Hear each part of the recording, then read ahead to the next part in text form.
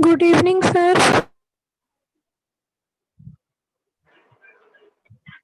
Yes, very good evening. Good evening, sir. Good evening, Good sir. evening, sir. Good evening, everybody. Good evening, sir. Very good evening. Good evening, sir. Good evening, Khushi.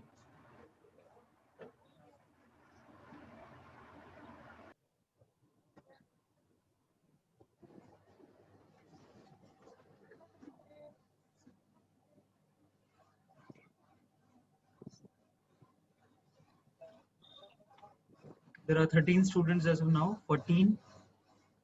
If these students join, then we'll start the class. Okay? Okay, sir. So let me tell you, by the end of this class, we are going to finish the first unit.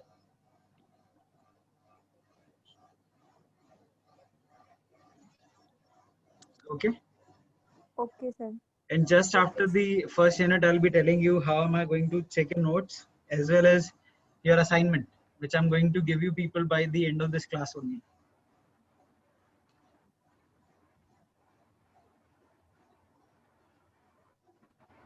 I think 3 days would be max to complete your assignment, everybody. Yes, sir. Sir, but sir, आप PPT भेज दीजिएगा. Yeah, PPT that I'll surely provide. Yes, sir. Right, I'll surely provide the PPT, as well as what I'll do is I'll upload all my recorded lectures, whatever I have delivered till date, right, on a particular link, and those links will also be provided to you. Okay, You sir. can re-listen to the recorded lectures anytime. Clear? I think that would be more beneficial to you people. Yes, sir. Okay, that's fine. I think 14 students are there in the class, and I think I should start with it. I should not wait for long. All right, fine. So in the yesterday's class, we had a discussion about concepts of marketing, if you guys remember. Yes, sir. Yes, sir. Core concepts and philosophies. Right. Four concepts and Philosophies. philosophies of marketing. Philosophies. Yes. Just give me a moment. Marketing. Having a call on my phone.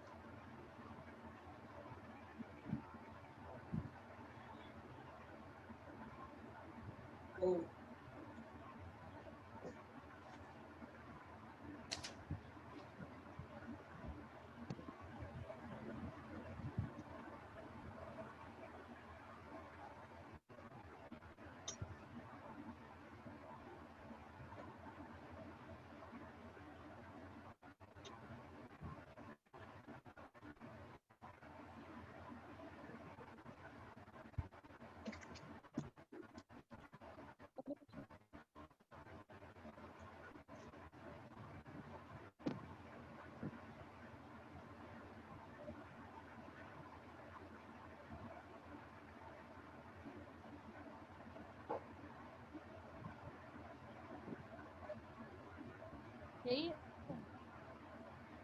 यही है मुझे यही लग रहा है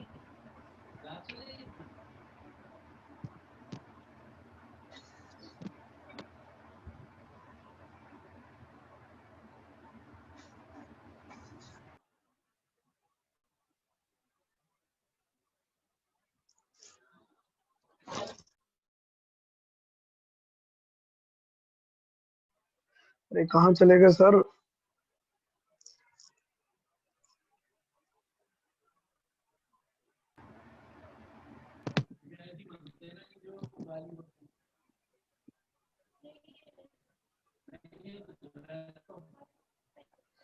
sir All right. को Am भी I इसी audible टाइम to you घर people? का Yes. Am I आ audible रही to सर, everybody? आ Yes, रही sir. Sir. Yes, sir. Okay, fine. Fine. So in the yesterday's class, we had a discussion about the concepts of marketing, and we had a discussion about these 6 different scenarios that the marketers as well as the market has gone through. Starting from सबसे पहला concept हम लोगों ने क्या discuss किया था? Exchange. exchange. Yes, Yes, sir. Exchange के बाद Sir, product. Production. Product. Production, very Production. Good. Next Sir, product. Product, very good. Product. And sir, one And more. Selling. After So that, selling. Selling and So Then marketing. modern concepts में marketing. Very good. Then societal, societal and then holistic. holistic, and Holistic. fourth one is digital. Right. Next one is digital, I mean the last one, जो कि अभी currently चल रहा है, Yes, sir. Right. और digital का मतलब क्या है कि जिसमें 7 के 7 जितने एराज रहे हैं उनका पूरा का पूरा जो कॉम्बिनेशन है वो ऑनलाइन उसको हम प्रमोट करने की कोशिश कर रहे हैं। This was the scenario, Yes, sir. Yes, sir. right? Okay, let's review the slides first. Right, so this was, we were discussing in the yesterday's class, exchange, production, product, selling, marketing, societal and holistic marketing concept। इनमें कोई confusion तो नहीं है? Clear? Okay. अच्छा, कल मैंने आप लोगों से बोला था एक केस स्टडी के बारे में पढ़ने के लिए, कितने लोगों ने एक्चुअली रिव्यू किया उसको? क्या रीजंस निकल के आए फेयर एंड लवली को चेंज होने में, ग्लो एंड लवली में? Sir, sir, fair and lovely use करेंगे? sir, नहीं, आप Sir, मत करो, I- आप फेयर एंड हैंडसम का ही जवाब दे सकते हो कि ग्लो एंड Sir, हैंडसम क्यों बोलोगे? यस दिया, sir, बताइए। sir, उसमें ये था, सर जो रेशियल स्टेरियोटाइपिंग होती है, सर इससे सर जो वेस्ट के लोग हैं सर उनको भी सर अफेक्ट पड़ता है कि Very sir good. Because sir जो ये है सर ये कलर को हम लोग सर एक नेचुरल ब्यूटी को सर हम उसको दबा रहे हैं किसी की, तो सर Right. ये सब चीजें सर सही नहीं है और इसको सर फेयर एंड लवली से सर ग्लो एंड लवली कर दिया गया है नेम इसका। Right, right. So I told you कि कहीं ना कहीं एक रीजन जरूर रहा है, किसी ना किसी फैक्टर की वजह से ही ये बदलाव लेके आए गए। और ये जो पर्टिकुलर केस है ये काफी पुराना है, काफी बार ऐसी जो पर्टिकुलर कंपनीज हैं जो कि फेयर कॉम्प्लेक्शन को बेसिकली ज्यादा प्रमोट करती हुई आई हैं, उन पर केस हो चुके हैं पहले भी, क्योंकि कहीं ना कहीं वो एक कम्युनिटी में क्या करते हैं, इन चीजों के बेसिस पर एक इमोशनल डिसबैलेंसमेंट क्रिएट करते हैं। जो बंदा इन चीजों से अफेक्ट होता है कहीं ना कहीं उसके माइंड पे एक इसका नेगेटिव इम्पैक्ट क्रिएट होता है। Am I clear? ओके। अच्छा, आप लोगों ने देखा होगा आजकल एक और नया ऐड आ रहा है, मैंने डिस्कशन भी किया था आप लोगों के सामने, वी का, टेली कम्युनिकेशन मार्केट की एक नई कंपनी वी, जिसमें वोडाफोन और आइडिया का मर्जर हुआ है। राइट, सुना है आपने वो? राइट, तो अल्टीमेटली आप पढ़ोगे तो ये भी अपने आप में पूरी की पूरी मार्केटिंग केस स्टडी है कि कैसे वो उसको एक नया प्रोडक्ट बना करके वो मार्केट में लेकर के आ रहे हैं, जबकि दोनों की दोनों अपने आप में एक टेलीकम्युनिकेशन कंपनी नहीं है, आइडिया अलग रही है, वोडाफोन अलग रही है। अब उसको एक नया प्रोडक्ट लेकर के आना, ऐसा ही मिलता जुलता केस आपको काफी समय पहले मार्केट में दिखाई दिया होगा। वो कैसे मिला होगा आपको? थोड़े टाइम पहले था मार्केट में यूनिनॉर।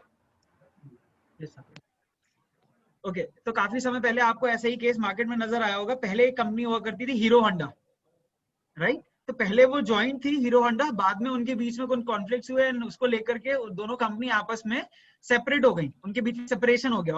अच्छा, मतलब अलग अलग हो गई सर। राइट, दोनों अलग अलग हो गए। हीरो अलग हो गई, होंडा अलग हो। बिल्कुल एग्जैक्टली राइट। आज की डेट में जो प्रोडक्ट्स आते हैं हीरो के अलग आते हैं और होंडा के अलग आते हैं। तो आप देखो कि कहीं ना कहीं मार्केटिंग मैनेजमेंट में ये चीज भी उनके लिए एक अपने आप में एप्लीकेबिलिटी रही कि पहले एक कंपनी की तरह वो अपने आप को ब्रांड किया करते थे, बाद में दोनों को अपनी अपनी इंडिविजुअल आइडेंटिटी को ब्रांड करना था। समझ में आती है? उसी तरीके से आपने देखा कि जो कंपनी है जिसपे केस हुआ, अपनी इमेज को रीपोजिशन करने के लिए, अपने आप को अपनी आपकी इमेज को रेक्टिफाई करने के लिए आज की डेट में वो एडवर्टाइजिंग कर रही हैं कि ये प्रोडक्ट पहले इस नाम से जाना था, अब ये बन गया है ये particular product. Am I clear? Okay, तो बेटर ये होगा कि आप लोग ऐसे टाइम पे जब भी इन चीजों केसेस के बारे में सुनो तो इनके बारे में केस स्टडी जरूर एक बार रिव्यू करो कि अल्टीमेटली नेट पे इनके बारे में और क्या दिया हुआ है, क्या रीजन रहा है इसके पीछे। क्लियर? ओके। अब जैसे कि आपको याद होगा, मैंने आपको बताया था कि कहीं ना कहीं marketing and selling, these are two interrelated concept. लोगों को लगता है कि चीजों की मार्केटिंग, चीजों की सेलिंग एक ही बात होती है ऑलमोस्ट, राइट? सेलिंग का मतलब चीजों को बेचना, मार्केटिंग मतलब उसके बारे में प्रमोट करना चीजों को, यही तो लोग सोचते हैं, राइट? वेयरएज अल्टीमेटली देखा जाए तो अगर मैं एक वेन डायग्राम बनाने की कोशिश करूं, एक काम करते हैं, मैं यहाँ पे एक वेन डायग्राम क्रिएट कर लेता हूँ एक नई स्लाइड लेकर के, राइट? यहाँ पे मैं एक डायग्राम क्रिएट करूंगा जिससे आपको क्लियर हो जाएगा कि what is marketing and what is sales. Clear? Yes sir. Venn diagram मालूम है ना क्या होता है? Yes, sir. स्टैटिस्टिक्स पढ़ चुके हैं क्योंकि, yes sir. Yes, sir. Right? से अगर हम मार्केटिंग के कॉन्सेप्ट की बात कर रहे हैं तो मार्केटिंग एज ए होल, पूरा मार्केटिंग मैनेजमेंट की हम बात करेंगे. और सेल्स की अगर मैं बात कर रहा हूँ तो मैं 3 यहाँ पे डायग्राम क्रिएट करूंगा. आप मुझे बताइएगा कि कौन सा मार्केटिंग और सेल्स के लिए फिट बैठता है. ठीक?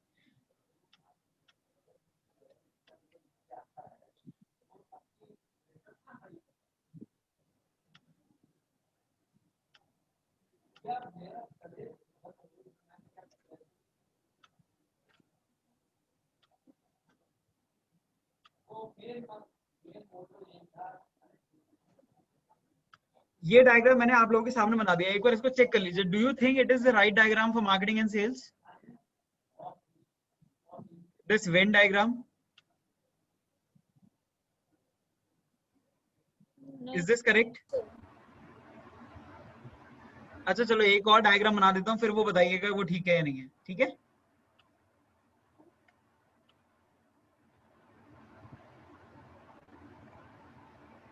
Now this is sales, right?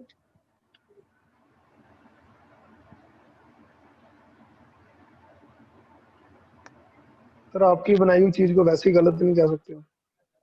नहीं, मुझे एक्चुअली आपसे यही तो पूछना है कि आप कितना हद तक समझ पा रहे हो कि कौन सी चीज सही है, कौन सी चीज गलत है.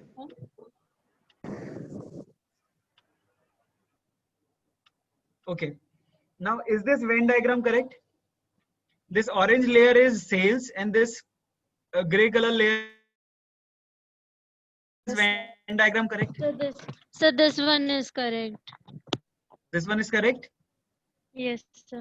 Okay, all right. I'm going to make one more diagram and then tell me. Okay?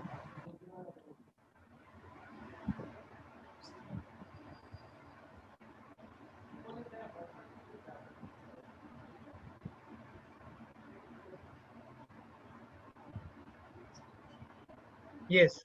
Now which one is correct? So second one. Second one. This one? Second one. Second. अच्छा एक बार वोटिंग कर लेते हैं. How many of you are saying that second one is the correct? Sir, I. Okay, Priyanshi says that the second one is correct. Okay, and Priyanshi दोबारा clear कर रहा हूँ. Orange layer is sales, marketing is the gray color layer. All right. Yes, sir. And this side third diagram कितने लोगों को लगता है ये ठीक है?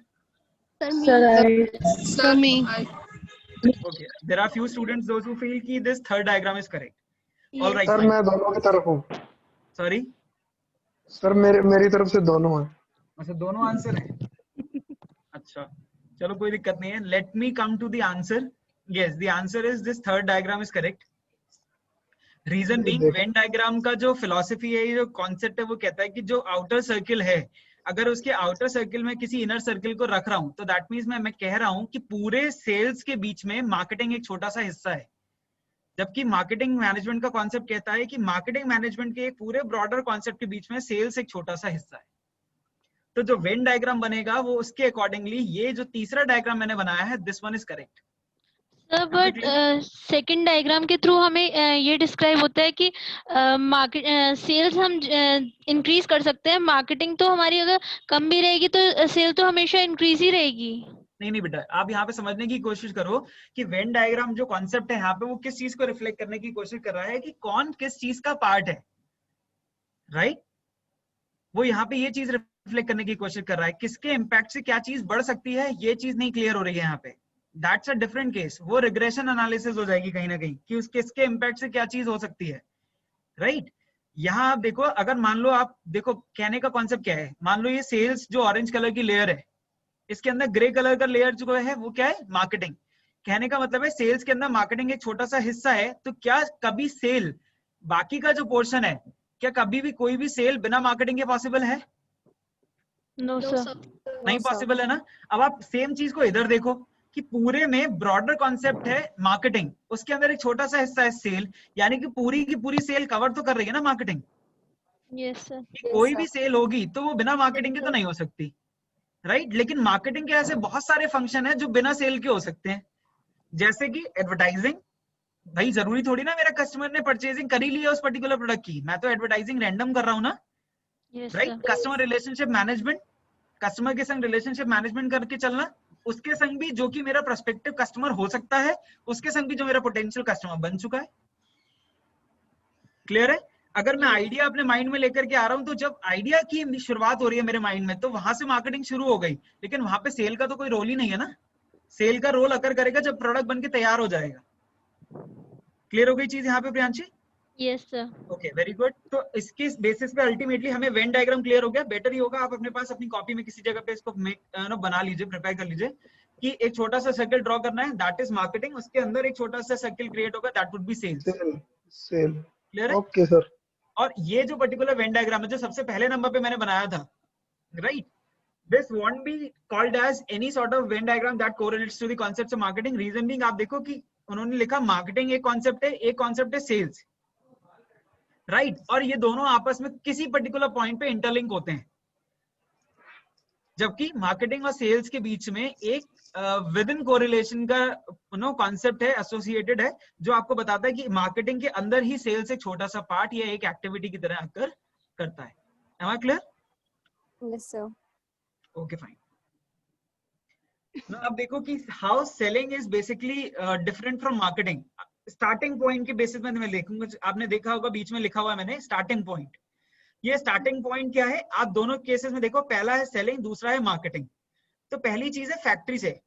आप देखो प्रोसेस ही बिल्कुल उल्टा चल रहा है, मार्केटिंग स्टार्ट ही मार्केट से हो रही है और सेलिंग स्टार्ट कहां से हो रही है, फैक्ट्री से।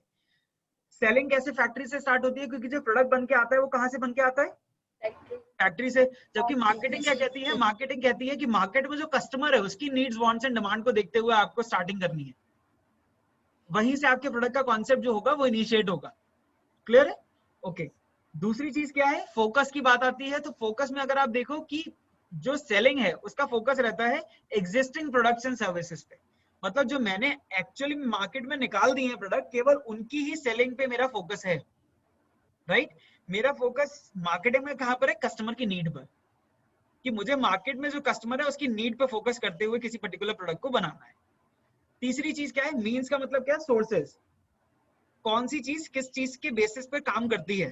तो सेल काम करती है सेलिंग एंड प्रमोशंस पर, कि जैसे प्रमोशन होंगे, जैसी सेलिंग टेक्निक होंगी, जैसा सेलिंग करने की किसी की कैपेबिलिटी होगी, वैसे ही वो प्रोडक्ट को सेल कर पाएगा, राइट। लेकिन मार्केटिंग क्या कहती है, इंटीग्रेटेड मार्केटिंग, मतलब वो सारे के सारे कॉन्सेप्ट, सारे के सारे प्रोसेस जिसके बेसिस पे मैं अपने कस्टमर को अपनी तरफ अट्रैक्ट कर पाऊंगा और अपने प्रोडक्ट को उस तक दे पाऊंगा, उसको सर्विसेज कंटिन्यूअस एक लाइफ लॉन्ग साइकिल में दे पाऊंगा, वो पूरी चीज क्या कहलाएगी, मार्केटिंग मैनेजमेंट का प्रोसेस। तो वहां पे इंटीग्रेटेड मार्केटिंग प्रोसेस या पर्टिकुलर वर्ड यूज हुआ है।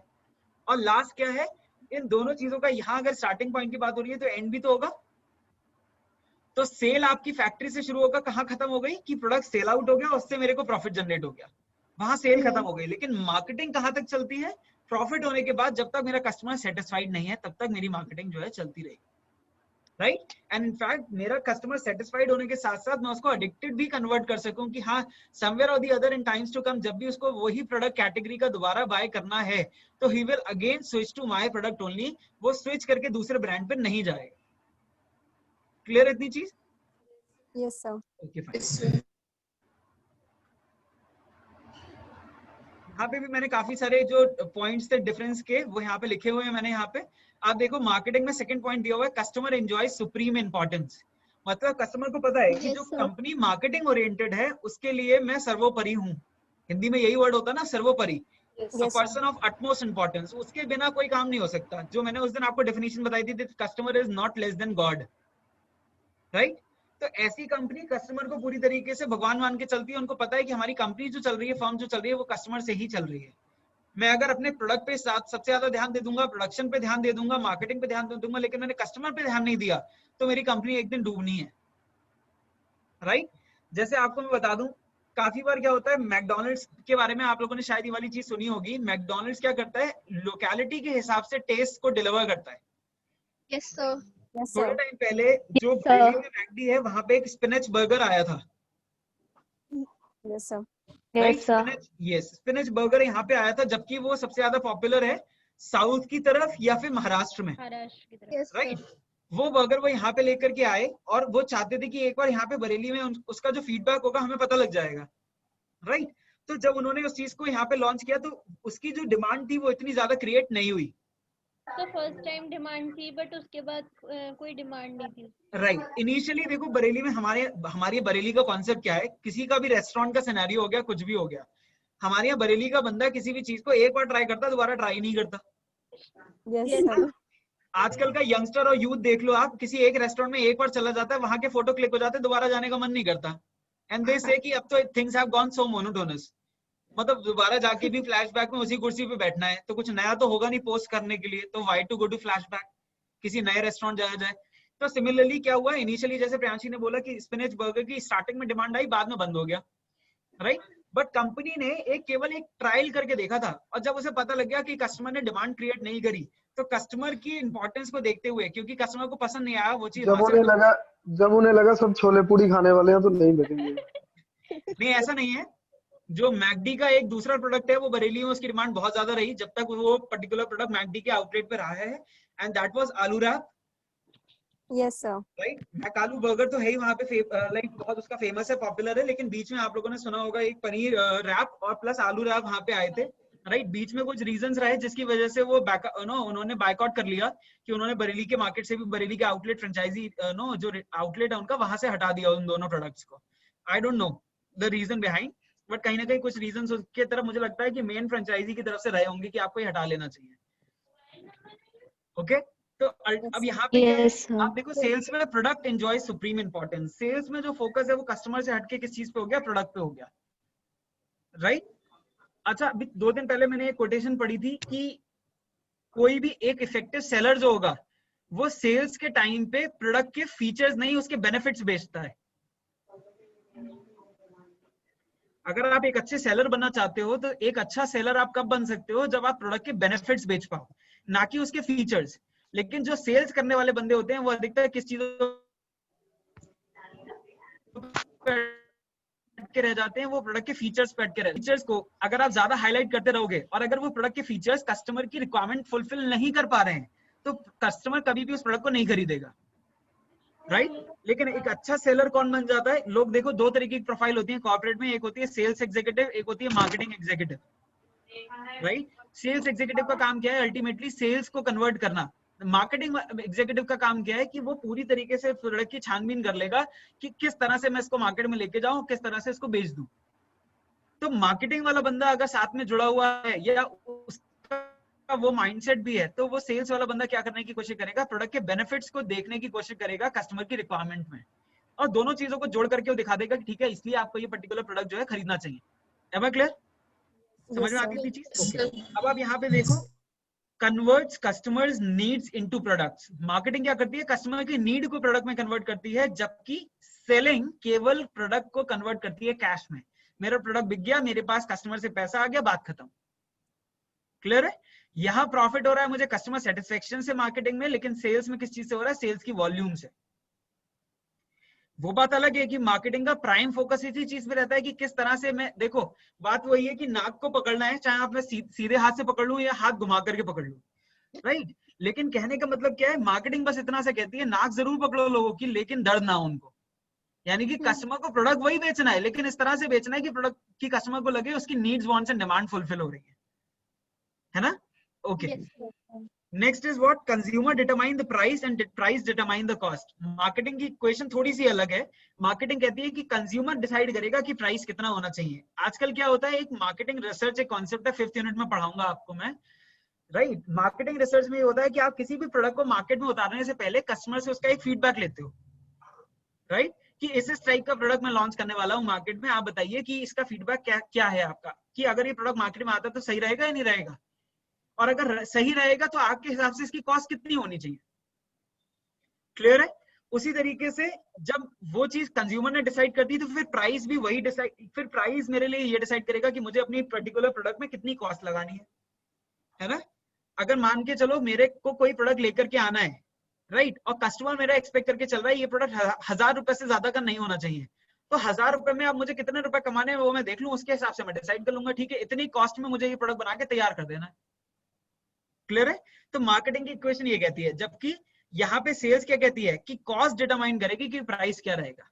पहले मैं प्रोडक्ट को बना लूंगा और बनाने में मुझे लग रहा है कि हाँ ठीक है 800 रुपए मेरे खर्च हुए हैं, तो 800 के हिसाब से भैया 800 का प्रोडक्ट बनाया 200 तो कमाऊंगा उसके ऊपर, तो 800 इधर उधर के लगा दी, 1000 सर इधर उधर के रेस्टोरेंट से भी तो कंपेयर किया जाता है ना।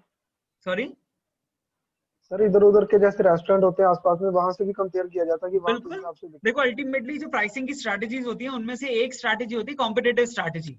कॉम्पिटिटिव स्ट्रैटेजी क्या कहती है कि आपको अपने प्रोडक्ट की जो प्राइसिंग है वो ये देखते हुए करना है कि इंडस्ट्री, उस सेम इंडस्ट्री के अंदर दूसरे लोग क्या कर रहे हैं, राइट। आप कभी भी सब्जी खरीदने के लिए मंडी चले जाइए, एक तरीके का जो बंदा बैठा है, एक वेजिटेबल सेलर जो बैठा है, वो जो प्राइस बता रहा है, आप वही प्राइस दूसरे वाले साथ में बैठे हुए वाले बंदे से कंपेयर करते हो कि वो कितने पर्टिकुलर अमाउंट में बेच रहा है। लेकिन उसका जो मार्केट टाइप है आप लोगों को पता होगा कि कहीं ना कहीं आपने इकोनॉमिक्स में पढ़ा हुआ है कि इस टाइप का मार्केट प्लेस क्या होता है, वहां पे कॉम्पिटिटिव प्राइसिंग होती है, कट थ्रोट प्राइसिंग होती है, एक जैसे कहीं ना कहीं प्राइसेस रहते हैं, राइट। और लोग ज्यादा से ज्यादा फर्क अगर करेंगे तो 1-2 रुपए का या कुछ रुपए का कर लेंगे, उससे ज्यादा का नहीं करेंगे, अदरवाइज क्या होगा उनके लिए मार्केट में रहना थोड़ा मुश्किल हो जाएगा। क्लियर है? क्योंकि या तो वो अपने बिजनेस में खुद ही सर्वाइव नहीं कर पाएंगे या वो दूसरे का नुकसान कर देंगे। क्लियर? ओके। अब last is what, let the seller beware. आजकल आप देखते हो कि मार्केटिंग के मार्केट में होने का ही रीजन है कि कहीं ना कहीं हम वो वाले कैंपेन चलाते हैं कि जागो ग्राहक जागो। हम कस्टमर को बता रहे हैं कि आप इंपॉर्टेंट हो, आपके लिए आपके हकों के बारे में जानकारी रखना बहुत जरूरी है, राइट। और सेलिंग क्या कहती है, let the buyer beware, right, कि जो पर्टिकुलर हमारा सेलर में अल्टीमेटली मैंने थोड़ा सा यहाँ पे चेंज करूंगा, लेट द सेलर बिवेयर, कि सेलर को पता होना चाहिए कि भैया कस्टमर ही सब कुछ है। अगर आपका प्रोडक्ट खरीदने के बाद उसको सेटिस्फेक्शन नहीं मिलता है तो क्या होगा, अल्टीमेटली दोबारा प्रोडक्ट खरीदने नहीं आएगा। और यहाँ पे क्या है, लेट द बायर बिवेयर, कि सेल्स का कॉन्सेप्ट ये कह रहा है मेरा प्रोडक्ट बिक जाने दो, उसके बाद ग्राहक जाने, उसको अपनी चिंता खुद करनी है, मुझे उससे मतलब नहीं है उसके बाद वो प्रोडक्ट दोबारा खरीदने आएगा नहीं खरीदने आएगा। एटलीस्ट एक बार खरीद के मुझे मेरी फर्म को 800 रुपए तो देके जाए, उसके बाद देखी जाएगी, राइट। लेकिन मार्केटिंग को ये पता है, मार्केटिंग वाले को बंदे को ये पता है, जो कंपनी मार्केटिंग का अप्रोच फॉलो कर रही है उनको ये मालूम है एक बार बंदा 800 भले ही नहीं देगा चलेगा, लेकिन दूसरा बंदा अगर 800 रुपए देकर के खुश है तो वो पक्का आगे आने वाले समय में 8000 रुपए और जनरेट कराएगा। क्लियर है? Yes, sir. Yes sir. उसी बेसिस पे मैंने आगे एक कोटेशन भी, मतलब एक पर्टिकुलर इक्वेशन दी हुई है जो मैं अभी आपको इसमें पढ़वाऊंगा स्लाइड पे। ओके, यहाँ से मेरे ख्याल से मैंने वो जो इक्वेशन थी हटा दी थी, मैं आपको बता दूं। एक 1 satisfied customer equals to 1000 new customer leads. एक सेटिस्फाइड अगर कस्टमर है तो वो 1000 नए कस्टमर लेकर के आता है, लेकिन अगर एक डिससेटिस्फाइड कस्टमर है तो वो 10,000 कस्टमर को आने से रोक देगा। 1 dissatisfied customer equals to 10,000 stop leads, right. क्या दिक्कत होती है यहाँ पे? अच्छा, यहाँ पे मैंने आपको ये क्यों बोला कि अगर एक सेटिस्फाई हो रहा है तो वो 1000 लोगों को लेके आ रहा है, लेकिन जो एक डिससेटिस्फाई हो रहा है वो आने वाले 10,000 लोगों को रोक दे रहा है। इतना डिफरेंस क्यों? तो डिफरेंस सर वो 1000 को रोकेगा, आगे 1000 को रोकेंगे, ऐसे बढ़ती जाएगी, राइट। ऐसा भी कह सकते हैं, लेकिन कहीं ना कहीं इसके पीछे एक और रीजन है, वो ये ह्यूमन टेंडेंसी ये कहती है मुझे कोई चीज अच्छी लगी है तो मैं उसके बारे में कम तारीफ करूंगा, लेकिन अगर कोई चीज बुरी लग गई है तो मैं पूरी दुनिया में गा दूंगा, राइट। Yes, sir. अगर कोई Yes, बंदा sir. आपके फ्रेंड्स ग्रुप में अच्छा है तो बिलीव मी आप लोगों पे भी अप्लाई होता है। अगर आपका कोई फ्रेंड अच्छा है ना तो आप उसकी तारीफ मात्र 5 लोगों से करोगे, राइट, वो भी बहुत हिचकिचाते हुए। लेकिन अगर कोई बंदा बुरा होगा जो गलती से आपको उसने किसी चीज में डिच कर दिया होगा, आप उसके बारे में पूरी क्लास को बता दोगे,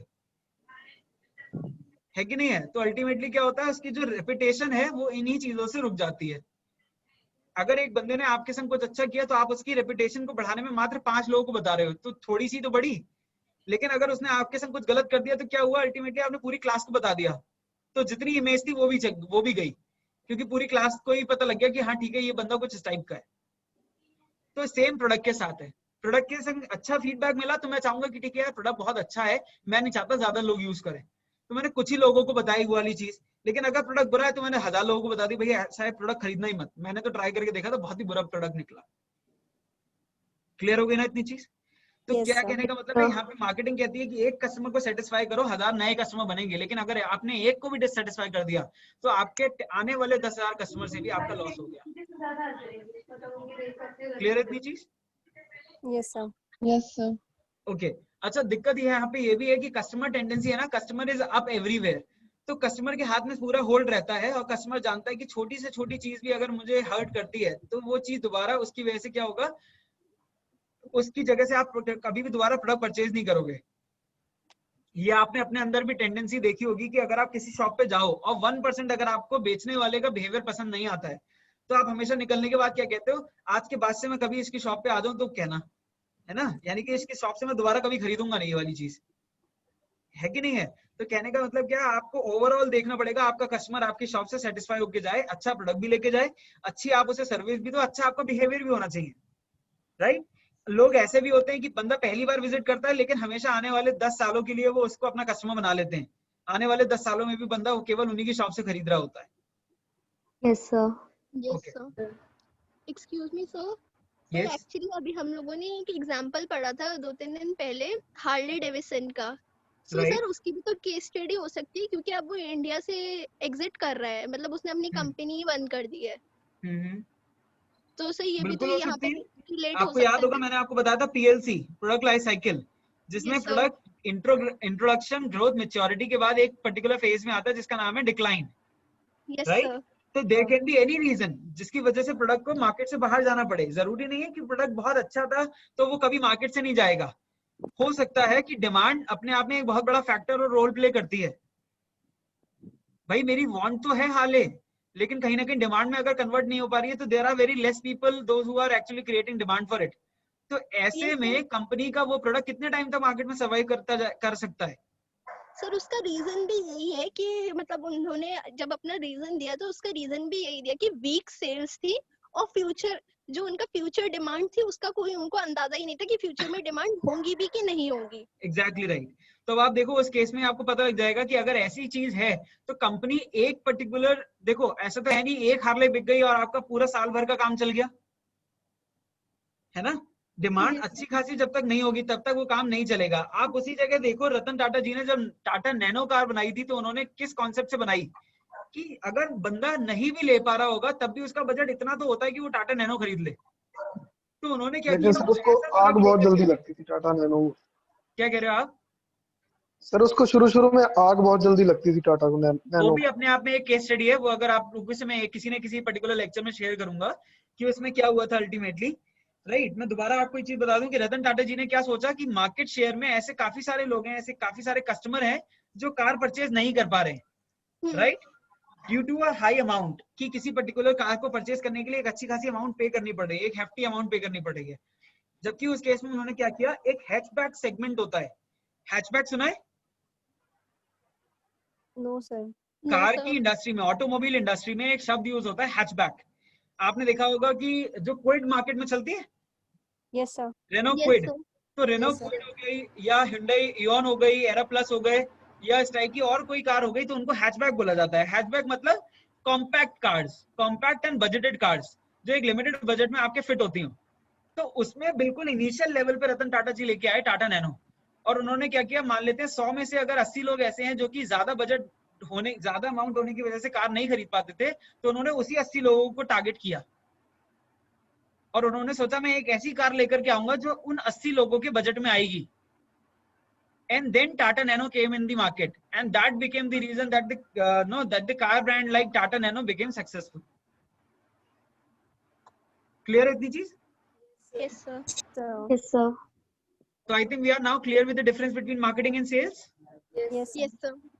Now we will be studying about the last concept of this unit, and that is core concepts of marketing. मैं दोबारा से difference clear कर रहा हूँ। जो अभी तक हम पढ़ रहे थे वो थे concepts: exchange, production, product, selling, marketing, holistic marketing and societal marketing.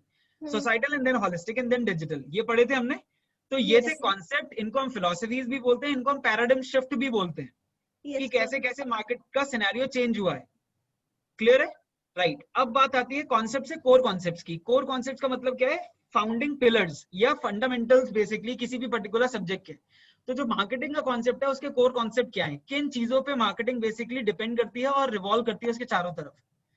तो आपको एक कॉन्सेप्ट तो ऐसा है जो हम लोग काफी दिन से बात करते हुए आ रहे हैं, नीड, वांट्स एंड डिमांड के बारे में, राइट? और इसका डिफरेंस भी हमारे बीच में क्लियर है अभी, यस सर। ठीक? कि अगर मुझे किसी भी पर्टिकुलर प्रोडक्ट की रिक्वायरमेंट है तो वो नीड है, उसके अवेलेबल ऑप्शन मेरे लिए वांट्स है, और उन अवेलेबल ऑप्शन में से कोई एक ऐसा Buying पर्टिकुलर ऑप्शन capacity. जिसको मैं पे कर सकता हूँ वो मेरी demand. Yes. Clear? Okay. Yes now sir. Next comes product. Product के बारे में मैंने आपको एक डेफिनेशन बताई थी कि कहीं ना कहीं the final output of your production process is called as product. आपने क्या उसमें रॉ मटेरियल लगाया, क्या इनपुट दिया, उसके बाद किस तरह से प्रोसेसिंग करी, उसका जो फाइनल आउटकम निकल के आ रहा है उसको मैं अपने आप में एक प्रोडक्ट बोलता हूँ। क्लियर? और मार्केटिंग के अकॉर्डिंग प्रोडक्ट क्या है? मार्केटिंग के अकॉर्डिंग प्रोडक्ट है कस्टमर की नीड, वांट्स एंड डिमांड का फिजिकल कन्वर्जन। फिजिकल कन्वर्जन है, जैसे कि आज की डेट में आपको पता होगा कि मार्केट में आप देखो, मैंने उस दिन बताया था आपको कि solution of every problem is a business opportunity, बताया था, Yes, sir. राइट? हाँ। Yes, तो sir. आपको याद रहा होगा कि प्रोडक्ट में भी आप देखो कि पहले क्या होता था, लोगों को सिक्योरिटी इश्यूज थे। लोगों को लगता था कि ठीक है मेरे पास आज की डेट में एक अच्छा घर है, लेकिन अगर मैं आज अब कभी बाहर जाना चाहता हूँ तो मेरे घर की सुरक्षा कौन करेगा, राइट? भाई आपने शनि शिंगणापुर का नाम सुना है, राइट?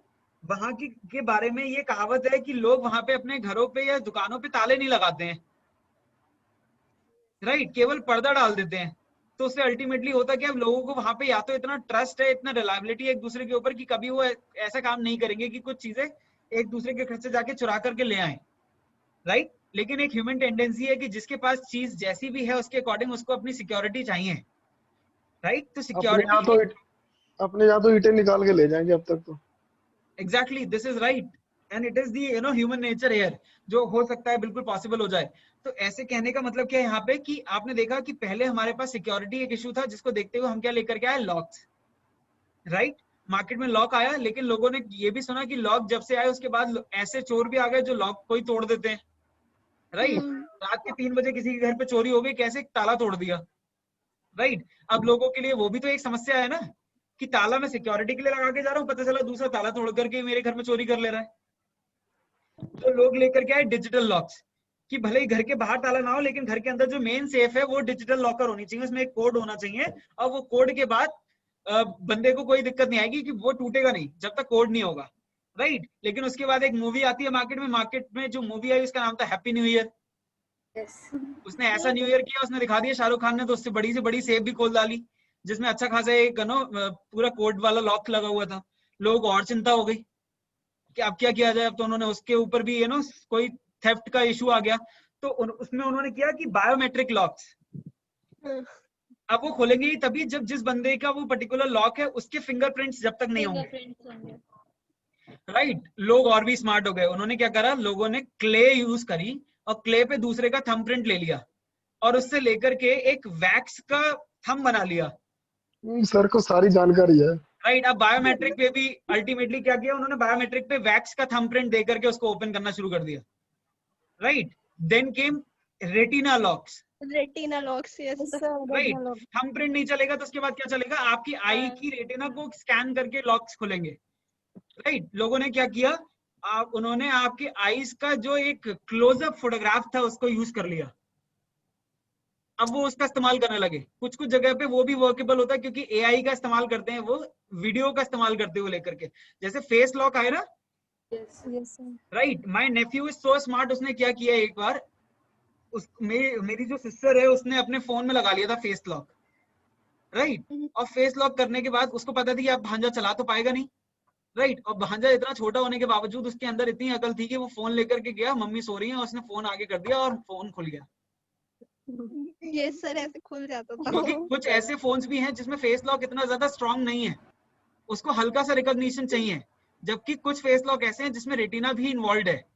तो अगर जब तक आपकी आंखें खुली नहीं होंगी तब तक आपका फेस लॉक ओपन नहीं होगा। तो ये भी इंश्योर करिए कि आज जिस समय खुश हो रहे हो फेस लॉक लगा करके, दूसरा बंदा आपको सोते समय भी आपका फोन ओपन कर सकता है, राइट? तो कहने का मतलब क्या है कि हर प्रॉब्लम के बाद एक सोल्यूशन निकला, और उस सोल्यूशन में भी वो एक ज्यादा इजी था कि सोते हुए उंगली पकड़ो और फिंगरप्रिंट लगा लो, वो ज्यादा इजी था। चलिए what ever the case is, but मैंने आपको क्या बताया कि मार्केट में समय समय पर अलग अलग चीजों में एंड प्रॉब्लम के अकॉर्डिंगली मार्केटिंग के बेसिस पे सोल्यूशन भी निकल के आता है, राइट? तो प्रोडक्ट को आप कैसे डिफाइन कर सकते हो? The product can be always a solution for any sort of problem available in market, right? If it is creating any sort of demand in the market, it can be converted into some physical product. Am I clear with this? Okay. Yes, sir. Now third is value, cost and satisfaction. इन तीनों चीजों को कैसे define करोगे आप? इससे पहले मैं आगे बढ़ूं, मैं आप लोगों से पूछता हूँ, कोई भी एक पर्टिकुलर प्रोडक्ट ले लीजिए, उसकी वैल्यू कैसे बताओगे आप? क्या है इसकी वैल्यू, इसकी कॉस्ट क्या है, इसका सेटिस्फेक्शन क्या है, कैसे डिफाइन करोगे?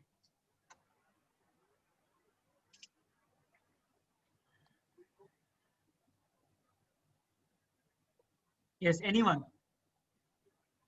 चलो मान लेते हैं कीर्ति मेरे को सामने दिख रही है अभी। कीर्ति, आप बीबीए कर रहे हो, राइट? आप जो बीबीए कोर्स परस्यू कर रहे हो, इस बीबीए कोर्स की वैल्यू, कॉस्ट और सेटिस्फेक्शन, तीनों चीजें एक बार डिफाइन कर दीजिए।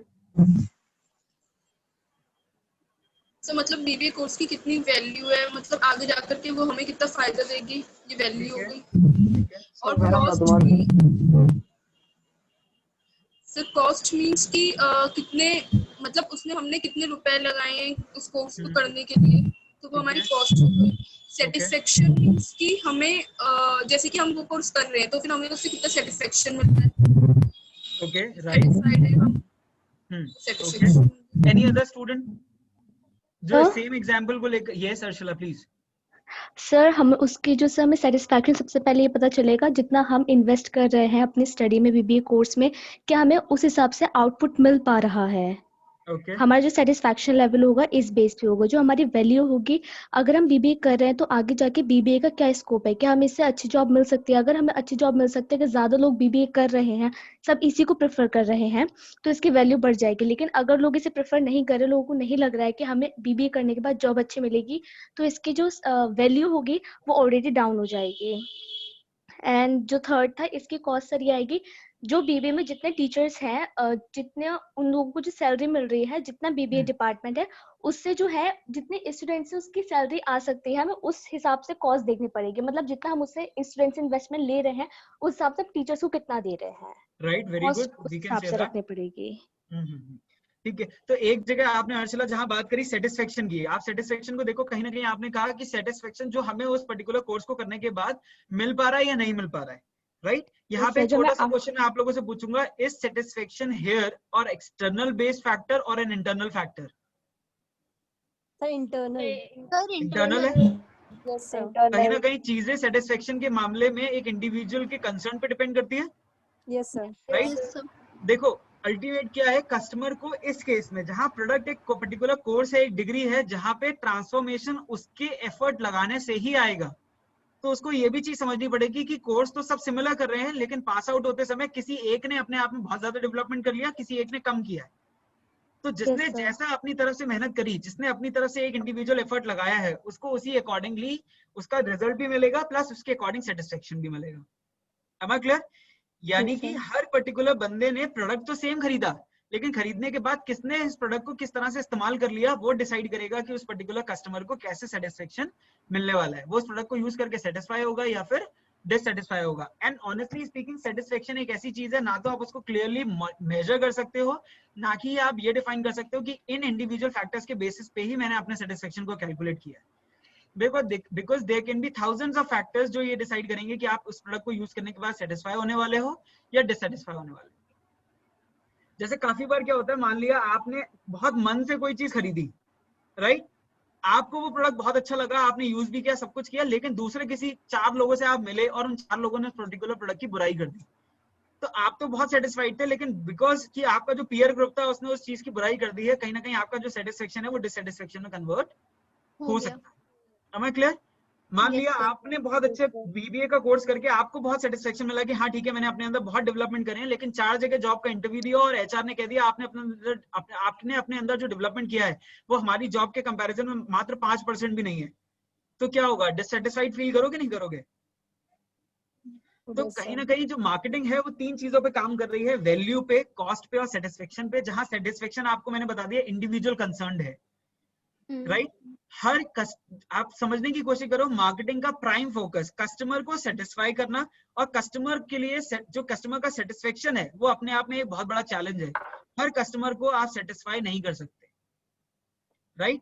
और इसकी आप कौन सी सबसे क्रिएटिव स्ट्रैटेजी लेकर के आते हो, दैट विल डिसाइड कि आप कितने इफेक्टिव मार्केटिंग मैनेजर बनते हो।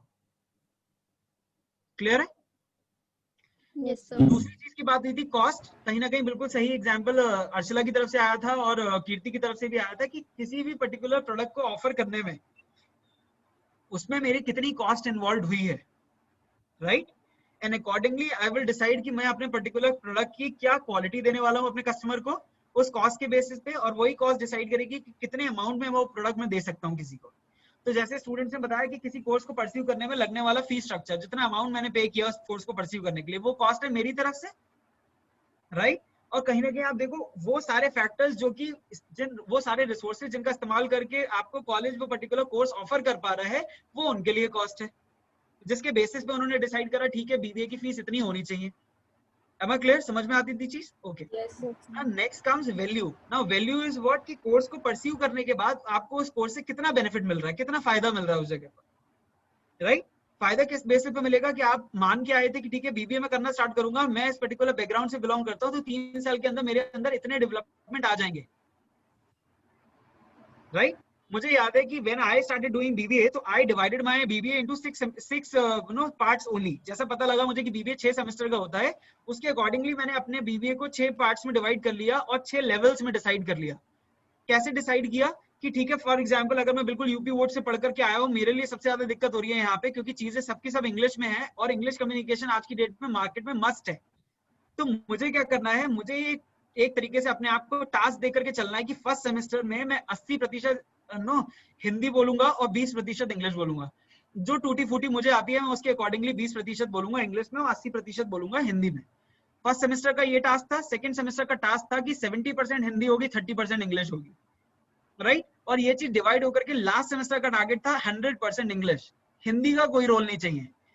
अगर आपको कोई भी बात करनी है तो मुझे अपने आप को इतना कर लेना है कि किसी भी बंदे को कोई भी बात कहने के लिए मुझे कहीं पे ये ना फील करना पड़े कि मैं ये वाली बात को इंग्लिश में नहीं कह सकता, राइट? तो हर तरीके के डेवलपमेंट को आप पार्ट्स में डिवाइड कर सकते थे। तो मेरे लिए वैल्यू क्या निकल के आती है कि हाँ ठीक है, आई डिसाइडेड कि इस कोर्स को परस्यू करने के बाद मुझे किस तरीके का बेनिफिट अपने आप को देना है, राइट? एंड वो बेनिफिट अगर मैं उस पर्टिकुलर कोर्स से ले पा रहा हूं तो वो डिसाइड करेगा कि मेरे लिए वो कोर्स कितना वैल्यूएबल रहा है। Am I clear? तो कहीं ना कहीं दो चीजें जो है यहाँ पे, वैल्यू और सेटिस्फेक्शन, दोनों ही चीजें प्रोडक्ट के रिगार्डिंग हमारे माइंड में।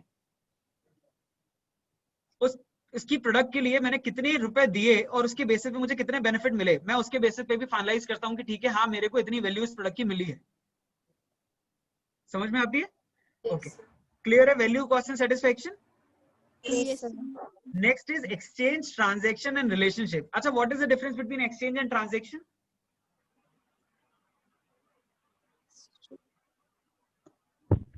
सर एक्सचेंज तो हम कुछ भी एक्सचेंज कर सकते हैं, मतलब जैसे हमने फॉर एग्जांपल हमने किसी को कोई भी सामान दिया, उसके बदले कोई सामान ले रहे हैं।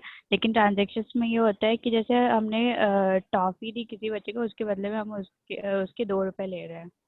Okay, right, we can say that. So exchange and transaction, there is a very thin line difference, and that is that the transaction includes monetary value, right? And exchange includes only commodities. कि अगर दो लोगों के बीच में किसी दो चीजों को लेकर के एक्सचेंज किया जा रहा है, say for example a friend is exchanging his assignment copy with the another student, with the another friend, so that is normally होता है सर अपनी क्लास में, right? बिल्कुल होता होगा।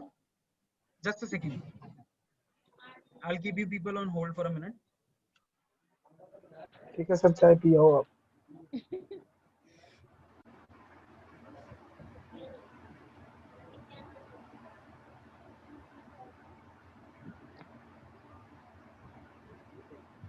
Right, so what I was telling you is कि exchange कहीं ना कहीं क्या है, दो कमोडिटीज को आपस में एक्सचेंज कर लेना या दो थॉट्स को एक्सचेंज कर लेना, राइट? जो मार्केटर और कस्टमर्स हैं उनके बीच में भी एक एक्सचेंज होता है, और एक्सचेंज होता है कि कस्टमर की नीड्स वांट्स एंड डिमांड क्या है, कस्टमर अपने नीड्स वांट्स एंड डिमांड के बारे में बताता है मार्केटर को, और मार्केटर उसी चीज का फिजिकल कन्वर्जन करके उनको देता है।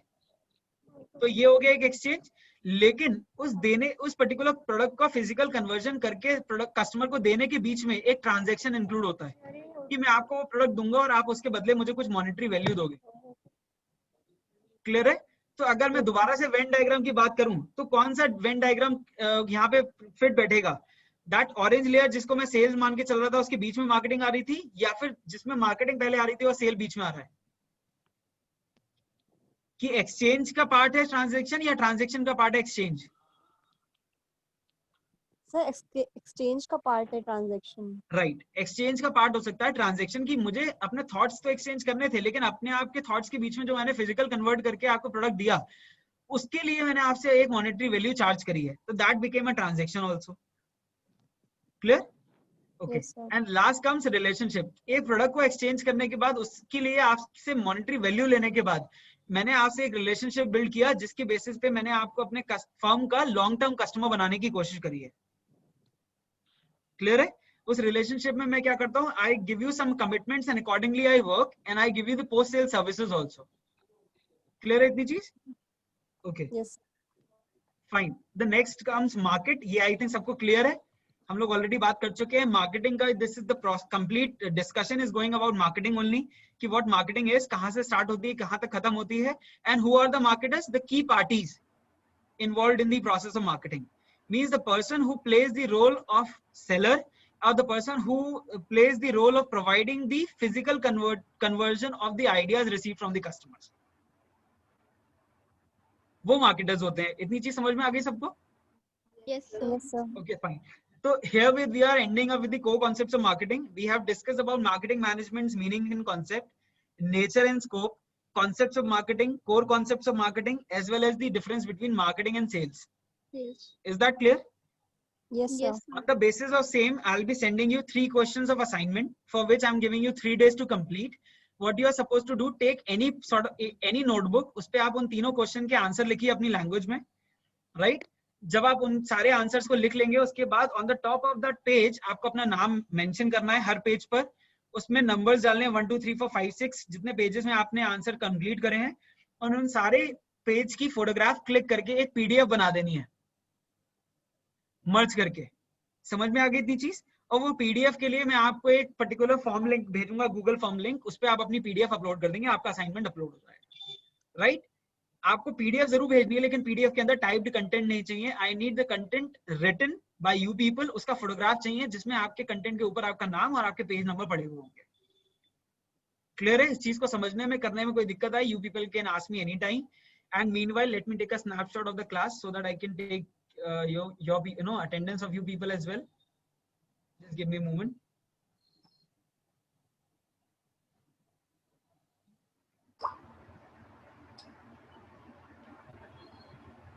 Okay, so the class strength was very low today, I feel. One second. Okay, so there are only 15 students today. Let me take the attendance. अभी आई थिंक 17 थे, आई डोंट नो किसने left किया है यहाँ पे। All right, fine. So after 3 days, I also would like to see the notes written by you people as well as this assignment. All right. And then from tomorrow onwards, we will be starting our discussion about unit 2. Yes, sir. Fine. Yes, All right, sir. everybody. Then have a great time and thank you so much. Thank you. Thank you, sir.